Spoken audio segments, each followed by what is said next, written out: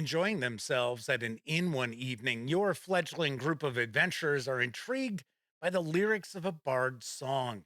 The song tells of a missing magician and his forgotten tower, as well as the treasures which may be found within. And it turns out that tower just might be very close by the very inn your adventurers are sitting in. Well, that certainly deserves a closer look, doesn't it?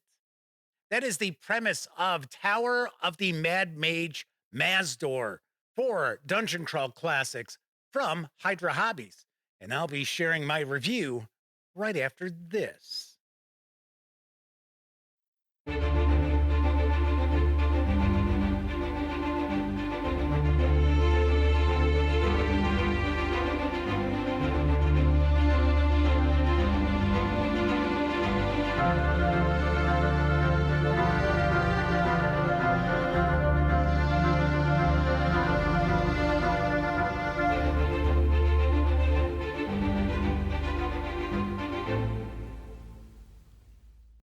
Howdy, gang, and welcome once again to the Duct Tape Studios. I'm Jeff McAleer, your host here at the Gaming Gang channel. Thanks for joining me once again. All throughout the month of March, I've been featuring old school Renaissance releases, and today is no different as I'll be diving into Tower of the Mad Mage Mazdor 4 Dungeon Crawl Classics from Hydra Hobbies. This 24-page adventure is written by William Toporek with artwork provided by Peter Mullen. At least the cover is. You can order the physical soft cover over at Goodman Games for $9.99. I got to be honest, I'm not sure if that's going to include the PDF with that or not. But if you are interested in just grabbing the PDF, you can do so over at DriveThruRPG for $7.99.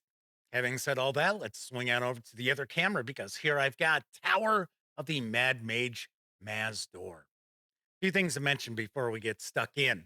First of all, the fine folks over at Hydra Hobbies were kind enough to provide me with this review copy. But neither I nor anyone else affiliated with the Gaming Gang has received any other sort of compensation for me to share this review video with you. It's important you know that. We're also not going to look at each and every page of the adventure, but I do want to give you a good feel for what you're going to find inside. Also, this is an adventure. So if you are a player and you're playing Dungeon Crawl Classics and your game master tends to run third party products, keep in mind, spoilers ahead. Just want to let you know that right up front. Of course, if you are playing Dungeon Crawl Classics, let your game master know about this review. That way, they can approach Tower of the Mad Mage Mazdor and make a far more informed buying decision. First thing we're going to do is take a peek at the credits page. A lot of folks worked hard to bring this to life. We've got some art credits as well. So let's give credit where credit is due.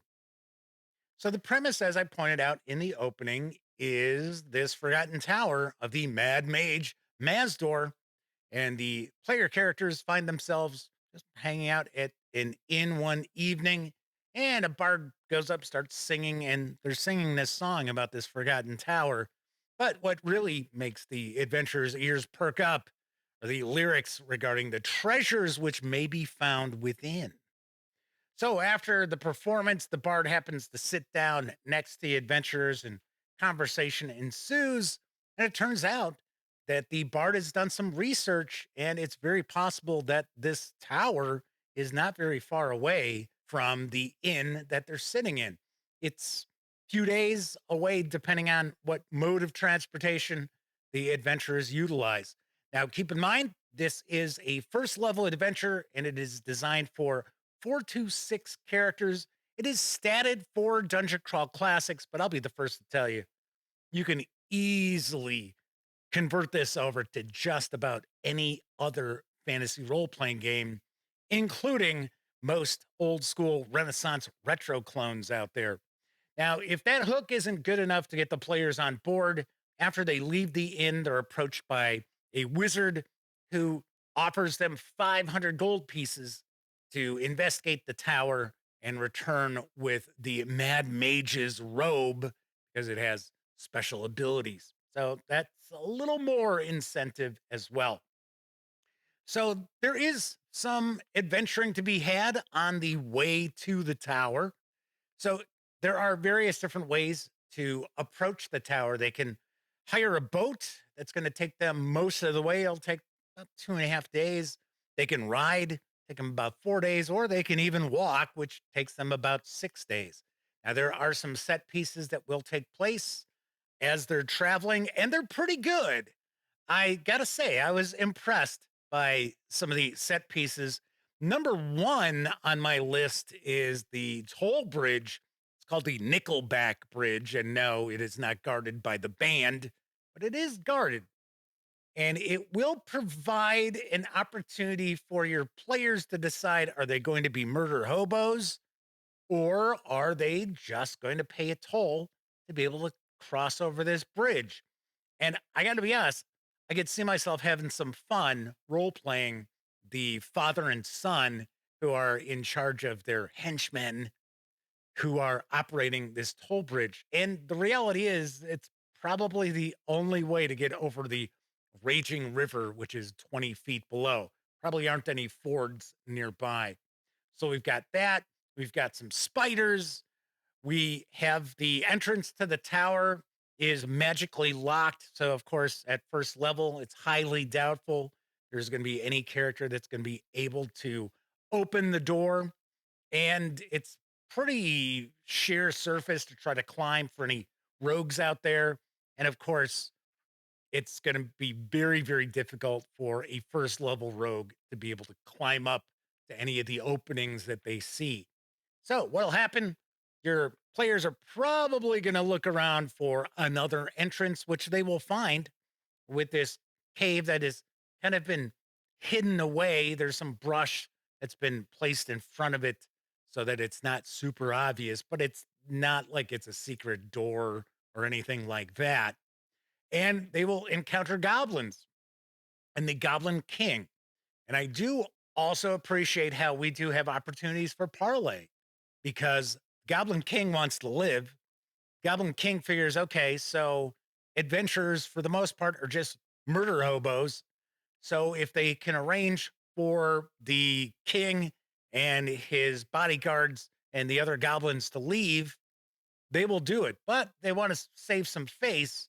So hopefully the player characters decide to throw them some coin and then they will just let the player characters pass on through. I really like that a lot. Now, I will point out that the big bad in the adventure is going to be really tough. So, the monster, which we actually get a glimpse of here on the cover, is from another dimension and it is going to be a difficult battle for first level characters. So the rewards to this are pretty impressive as far as experience points, where you can be looking at awarding the players 3 or 4 experience points just for defeating this creature alone. And in Dungeon Crawl Classics, that's a good chunk of experience change. Got some cool magic items in here as well. The robe itself is pretty powerful. And I got to say, your player characters are going to find out what happened to the Mad Mage. So, I want to stay away from major spoilers, but did want to kind of give you a bit of a high level summary of the adventure. Let's swing on over to the other camera so I can share some final thoughts as well as my review score. I got to say, for a first release from a new company, I'm impressed by Tower the Mad Mage Mazdor. I believe Hydra Hobbies has a couple more adventures that might be on the horizon. I'd be very interested to take a peek at those. Now, of course, this certainly doesn't reinvent the wheel by any stretch of the imagination, but it is a very, very solid first level Dungeon Crawl Classics adventure which can also be converted over to just about any other fantasy role playing game fairly easily. It's also important for me to point out some people see Dungeon Crawl Classics and they start thinking, oh, it's weird, it's gonzo. No, this is pretty much played fairly straight. There isn't a lot of weirdness to it. Granted, the monster is from another dimension, but still, it's not like really trippy by any stretch of the imagination. I gotta say, I really like the father and son and their henchmen who are running the toll bridge, as well as the Goblin King. I think I would have a lot of fun role playing those NPCs. Of course, depending on how the players would approach those. Also important to note, the big bad monster is a big bad monster. There's a reason why the player characters will get a bunch of experience if they defeat it. Now, that monster could also lead to a total party kill. I want to keep that in mind. I also wish there was a little more interactivity going on with the Wizard's Tower itself. There are some cool items to be found, and the players do learn about the fate of the Mad Mage himself. But I do wish there were a few more shiny red buttons to tempt the players to push. You know what I mean. But all in all, I really dig this adventure. I think it's very nicely done. So, on a scale of 0 to 10, I give Tower of the Mad Mage Mazdor from Hydra Hobbies for Dungeon Crawl Classics a 7 out of 10. All right, that's it for this time out. If you enjoy the Gaming Gang and would like to support the outlet, you can do so in a few ways. First, by utilizing our affiliate links to the One Bookshelf sites, such as DriveThruRPG. To do so, simply visit thegaminggang.com, click on one of our ads. That way, if you happen to make a purchase, I get a 5% commission. You can also make a one time donation by way of PayPal and become a monthly member of our Patreon. You'll find links in the show notes. Also, down in those show notes, you're going to find an invite link to our Discord server. Absolutely free to sign up. So be sure to hang with the gang over on Discord. Of course, when you're not watching videos on the Gaming Gang channel, be sure to visit thegaminggang.com, as I mentioned, for all the latest in tabletop gaming news, reviews, and a whole lot more you are not going to find here on YouTube. You know the drill. Get your geek on at thegaminggang.com. If you've enjoyed this video, be sure to give it a quick thumbs up. Subscribe to the channel if you haven't already. And if you do subscribe, don't forget, ring that bell because it'll not only let you know when I share videos such as this review, it'll also inform you when my live stream, the Gaming Gang Dispatch, airs Tuesday, Wednesday, and Thursday evenings right here on YouTube at 7 p.m. Central. Although I will point out, I am not doing live shows the first week of April, but I will be back. Don't worry about that. All right, everybody. Thank you very much for watching. Once again, I'm Jeff McAleer, and until I see you next time, certainly hope all of you get to enjoy plenty of great gaming with your gang.